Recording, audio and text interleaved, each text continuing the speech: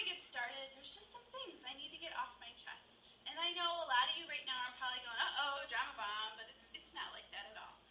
This last month for me has just been insane, and I know I'm not alone in the insane boat in December, given that the holidays are at the height of just craziness. But while we had the whole holiday madness, it's good madness, I just want to say. We were also planning our cross-country move from Michigan down to South Carolina. Well, we made it, and my tubs of cream cheese made it with me. Believe it or not, I packed my whole family around the Philadelphia cream cheese, the cooking cream boxes, because I got the boxes in the mail, and they sat there in the fridge, and I packed them up. Everybody else's stuff had to get packed around my cooking cream. So, we got settled. We've been unpacked for a week.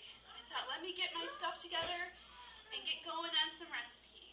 Well, the first tub that I grabbed was the Italian urban cheese, and that was last night, and I made these chicken breasts, and they were so good.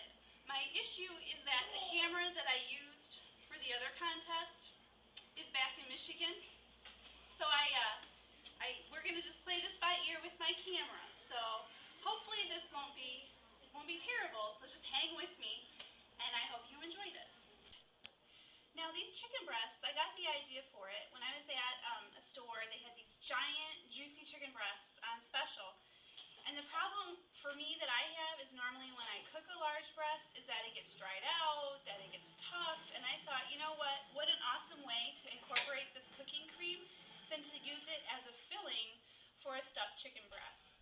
And as luck would have it, I hadn't read ahead to know that it was the Italian cheese and herb flavor this week, but luckily I did because it just completely wraps this whole filling together.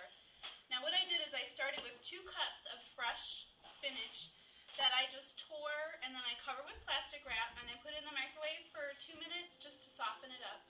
And then to that I'm going to add a half a cup of cooked onions, and I went ahead and I cooked these onions till they were soft and opaque, and in the drippings left from 5 slices of bacon. And then, of course, I've got my Italian herb and cheese cooking cream. This is velvety smooth. It after it bakes, it just gets ooey gooey. I'm going to go ahead and put in about a half a cup, just about a third of the carton. And then I'm also going to put in some of this cottage cheese.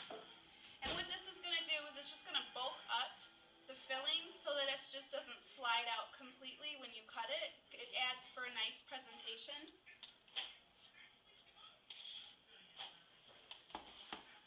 And then because I'm a firm believer that you can't have too much cheese, I'm also going to add some Parmesan cheese. And then that was about a quarter cup to a half a cup.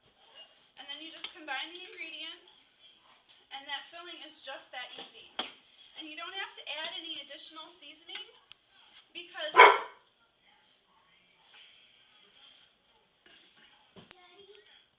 alright, so we've gone ahead and we've mixed up the filling. Very simple, very easy. And then now I just take these chicken breasts, and I have trimmed them a little bit, how sometimes there'll be the excess skin and other little chunks of meat on the side. I went ahead and I did trim those up. And then I inserted my knife here at the fattest part of the breast, and I cut down. I was careful not to go all the way through the breast because we want to make a little pocket here. So I'm going to go ahead and take a scoop of my filling. And remember, you don't want to jam it like super full because when you sear it in the pan, you don't want to lose any filling out of the pan. You want it to all stay inside of the chicken breast. So then I just fold it shut. Got my toothpicks here. Just going to do a quick little stitch with them. And that's sealed. And then we'll do another one. It's usually about 2 toothpicks per breast. There's that. And over here, I have a pan that I've been preheating. I'm going to go ahead and use a little bit of that reserved bacon fat because you can't have enough bacon flavor, I'm a firm believer. I'm going to go ahead and place that down. I'm going to let that cook for about 2 to 3 minutes, and then I'm going to flip it over to the other side, and then it'll go in my baking dish here. Cooked a couple minutes, and I went ahead and flipped them. You can see the nice coloring that's on them. It's going to help seal in the juices into the bird. Because really, there's nothing, I don't think, anything worse, other than biting into a piece of raw chicken, is biting into a piece of chicken that's so tough and rubbery. I like this recipe because you'll see later on as we finish putting it together how this is just going to come together. It's going to stay moist and juicy and so delicious. It was a big hit with the family, and that's why I wanted to go ahead and hurry and get this taped and entered, because I really feel like this is a winner. Alright, so here I've got my last 2 chicken breasts, and they're just browning away in the pan. They've each had a couple minutes on either side. So I'm going to just remove them to my baking dish. And then what I'm going to do is deglaze the pan with just a little bit of wine, between a quarter and a half a cup. And then I'm going to just use my tongs to help bring up all those little brown bits of flavor that are still on the pan. I'm going to give this a couple minutes to just reduce. And then